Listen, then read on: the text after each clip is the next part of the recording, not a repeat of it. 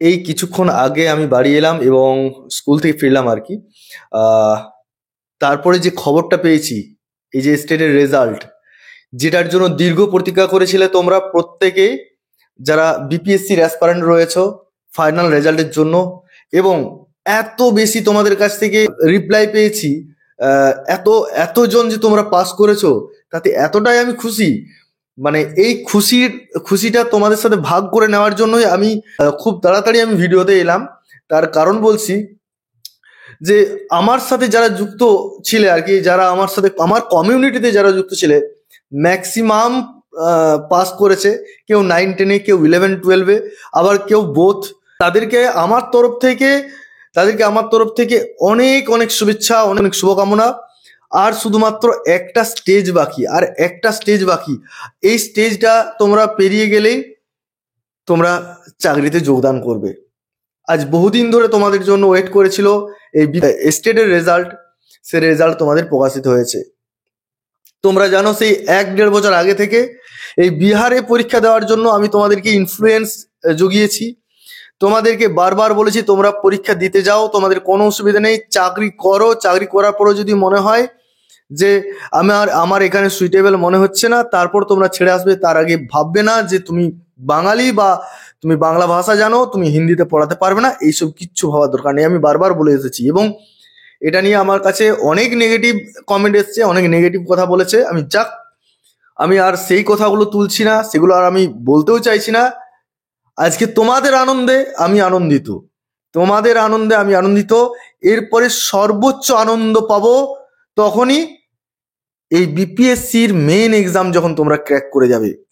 আর আমি নিশ্চিত আমার বাংলার অ্যাসপারেন্টরা প্রত্যেক প্রার্থী বিপিএসসিতে ক্র্যাক করবেই করবে, এটা আমার ধারণা।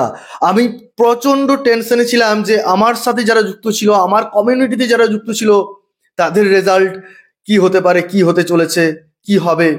তো যখনই আমি রেজাল্ট জানতে চাইলাম, প্রত্যেকে যখন রেজাল্ট জানালো, তখন আমি খুবই আনন্দিত, খুবই খুশি হয়েছি। তোমাদেরও বলছি, যারা ভিডিও দেখছো, যাদের সাথে শুধুমাত্র আমরা আমাদের এই ইউটিউব কমিউনিটিতে আমরা ইউটিউব পরিবারের মধ্যে রয়েছি, তারা অবশ্যই ঝটপট জানিয়ে দাও কারা কারা পাস করলে এবং সংখ্যাটা কত আমাদের এই পশ্চিমবাংলার অ্যাসপারেন্টদের মধ্যে কত সংখ্যা। ঠিক আছে, স্টেট পাস করে গেছো, অর্থাৎ প্রতি বছর যতবার টিআরই হবে, টিআরই 4, টিআরই 5, টিআরই 6 যাই হোক না কেন, তোমরা বসতে পাবে। তোমরা বসে শুধুমাত্র মেন ক্লিয়ার করলেই চাকরি, কোনো ইন্টারভিউ নেই। মানে বিশ্বাস করো, এতটা আমি আনন্দিত তোমাদের এই সাফল্যতে। আমি প্রচুর টায়ার্ড হয়ে আছি। আমাকে পার ডে 170 কিলোমিটার জার্নি করতে হয়। তারপরে এসে তোমাদের এই ভিডিওতে আমি কথা বলি, ভিডিওতে ইনফ্লুয়েন্স দিই, তোমাদেরকে মোটিভেট রাখার চেষ্টা করি। আজকেও আমি প্রচুর টায়ার্ড রয়েছি, এসেছি, একটু টিফিন করেছি, তারপর আবার ভিডিওতে এসেছি, তারপরে রেস্ট নেব। তোমাদের অনেক মেসেজ আসছে, অনেক কল আসছে, সব আমি ধীরে ধীরে পড়বো। অনেক কমেন্টস আসছে, তোমরা যারা পাস করেছো তোমরাও কমেন্টে জানাও। এই কমিউনিটিতে প্রত্যেকে যারা যুক্ত রয়েছো, আমি চাইবো প্রত্যেক অ্যাসপারেন্ট এখানে এই যে চ্যানেল, এই চ্যানেলেতে মূলত কারা থাকে, যারা শিক্ষক নিয়োগ পরীক্ষার প্রস্তুতি নিচ্ছে, যারা শিক্ষক হতে চায় তাদের তাদের এই চ্যানেলে প্রত্যেকের জন্য আমার শুভকামনা, প্রত্যেকের জন্য আমার তরফ থেকে শুভেচ্ছা। যে আজকে যারা স্টেট দিতে পারোনি বা স্টেট দাওনি, স্টেট সম্পর্কে জানো না, কোনো রকম মন খারাপ করো না। 2025-এ আরো আসছে। এদের এই বিপিএসসি টিআরই 4টা হয়ে যাক, তারপর আবার তোমরা সুযোগ পাবে, অবশ্যই ফিল আপ করো। দেখো, আলটিমেট দরকার আমাদের একটা চাকরি দরকার।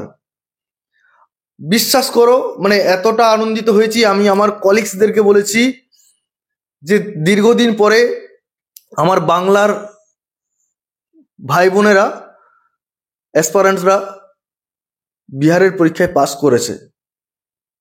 এরপর শুধুমাত্র মেন ক্লিয়ার করলেই তারা চাকরিতে যোগদান করবে। ব্যাস এইটাই আমি দেখতে চাইছি। আর মানে এতদিনের যে আমার কষ্টের ফল, এতদিনের যে তোমাদেরকে ইনফ্লুয়েন্স জুগিয়ে আসছি, আমার মনে হয় এইটাতেই আমার শান্তি, এটাতেই আমি আমার সার্থকতা খুঁজে পাচ্ছি। আমার যে ক্ষুদ্র প্রচেষ্টা, সেই প্রচেষ্টা সার্থক হতে চলেছে শুধুমাত্র তোমাদের মধ্য দিয়ে। আমি চাই যে আমার এই যে চ্যানেলের সাথে যতজন যুক্ত আছে, যত অ্যাসপারেন্টরা যুক্ত রয়েছে, শুধু বিপিএসসি না, যে যে পরীক্ষাগুলো বেরোচ্ছে, ইএমআরএস, কেভিএস, প্রত্যেকটাতেই পরীক্ষায় তোমরা বসো, দেখবে তোমরা কিন্তু সিরিয়াস ক্যান্ডিডেট যদি হও অবশ্যই উত্তীর্ণ হবে। এটা নিয়ে কোনো সন্দেহ নেই, এটা নিয়ে কোনো সন্দেহ নেই। ঠিক আছে, আজকে সত্যি কথা বলতে কি শুধুমাত্র তোমাদের সাথে কথা বলার জন্যই ভিডিওতে এসেছি। আমি আমার চেয়ারে পর্যন্ত বসিনি, কেননা সেরকমভাবে বসার মতো পরিস্থিতি এই মুহূর্তে নেই। টেবিল অগোছালো রয়েছে। আমার মনে হলো যে আমি তোমাদের সাথে এইভাবেই কথা বলি। তোমাদের কোনো কিছু জানার থাকে, যদি কোনো কিছু জানার থাকে অবশ্যই কমেন্ট করো, আমি যথাযথ উত্তর দেওয়ার চেষ্টা করব। ঠিক আছে, স্টেট পাস হয়ে গেছে, অর্থাৎ এখানে স্টেট পাস হয়ে গেছে, অর্থাৎ এরপরে তোমরা মেনে পরীক্ষার জন্য এলিজিবল। মেন পরীক্ষা তোমরা ভালো করে দাও, মেন পরীক্ষাতে র্যাঙ্কে চলে এলেই তোমরা কিন্তু চাকরিতে যোগদান করবে। ঠিক আছে, আজকে অনেক খুশি, অনেক তোমাদের আনন্দ, অনেকটা যে তোমাদের একটা টেনশন কাজ করছিল, অনেক যে চাপ ছিলে, সেই চাপ থেকে অনেকটা মুক্তি পেয়েছো। আর একটা ধাপ বাকি, এই ধাপটা তোমাদেরকে ক্লিয়ার করতে হবে, ফাইনাল ধাপ। কোনো চিন্তা করো না।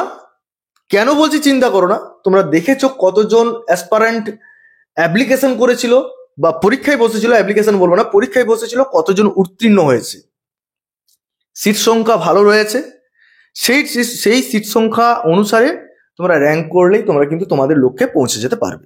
এটা নিয়ে একদম চিন্তা করো না। আমি তোমাদেরকে আরো মোটিভেট দেওয়ার চেষ্টা করব, আরো তোমাদেরকে ইনফ্লুয়েন্স যোগাবো। এটা নিয়ে কোনো চিন্তা করো না। আমি যেহেতু জিওগ্রাফি সাবজেক্টের, তাই জিওগ্রাফি সম্পর্কে যতটা বেশি তোমাদেরকে আমি গুরুত্ব দিতে পারবো, অন্যান্য সাবজেক্টে দিতে পারবো না ঠিকই, কিন্তু তোমরা তোমাদের সাবজেক্ট সম্পর্কে অনেকটাই অবগত।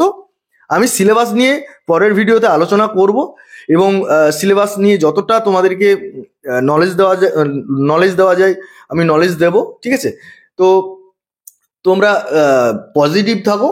এখন একটা বিষয় হচ্ছে যে কখন পরীক্ষা হতে পারে, এটা নিয়েও তোমরা একটা সংশয় প্রকাশ করছো। অনেকেই ভাবছো যে কখন পরীক্ষা হবে। দেখো, পরীক্ষা তোমরা মোটামুটি 2 থেকে 3 মাস সময় পাবে, এটা নিয়ে কোনো সন্দেহ নেই। তবু দেখা যাক আরো নতুন কোনো আপডেট আসে কিনা। ঠিক আছে, তো যদি নতুন আপডেট আসে অবশ্যই তোমাদের সাথে আমি শেয়ার করবো বিষয়গুলো। তার আগে পর্যন্ত তোমরাও খবর রাখো। ঠিক আছে, আজকের দিনটা তোমাদের শুধুমাত্র সেলিব্রেটেড দিন। আজকের দিনটা কেন বলছি, 1 এপ্রিল তোমরা পাস করেছো। আজকে সত্যি কথা বলতে কি এই দিনটা দেখার জন্য তোমরা সেই প্রায় 1-1.5 বছর তো ওয়েট করে রয়েছো। ঠিক আছে, আমাকে অনেক কথা শুনতে হয়েছে। বিহারে পরীক্ষা বিহারে পরীক্ষা দিতে যাওয়ার জন্য যে আমি ইনফ্লুয়েন্স যোগাচ্ছি, তোমাদেরকে মোটিভেট করছি, এটা অনেকের পছন্দ হচ্ছিল না। এবং অনেকের বক্তব্য যে ওখানে গিয়ে পড়াতে কেউ পারবে না, ওখানে চাকরি কাউকে দেবে না, এরকম অনেক রকম কথা আমাকে বলেছে। তো আমি ওগুলোকে একদমই উপেক্ষা করে, ওইগুলোকে আমি একদমই মাথায় না নিয়ে তোমাদেরকে পজিটিভ ভাইব দিয়ে গেছি। ঠিক আছে, যাই হোক, আমি অনেক কথা বলে ফেললাম, বাদ বাকি তোমরাই জানো আমি তোমাদেরকে কতটা দিতে পেরেছি, কতটা তোমরা অ্যাকসেপ্ট করতে পেরেছো। আজকে একদম কথা বাড়াবো না। কতজন পাস করলে সেটা অবশ্যই তোমরা কমেন্ট করে জানাও, তাহলে আমরাও বুঝতে পারবো যে আমাদের এই পরিবার থেকে কতজন সদস্য স্টেট পাস করলো। আজকে এই পর্যন্তই। সকলে ভালো থেকো, সুস্থ থেকো, এই বলে আজকের ভিডিও এখানে শেষ করছি। ধন্যবাদ।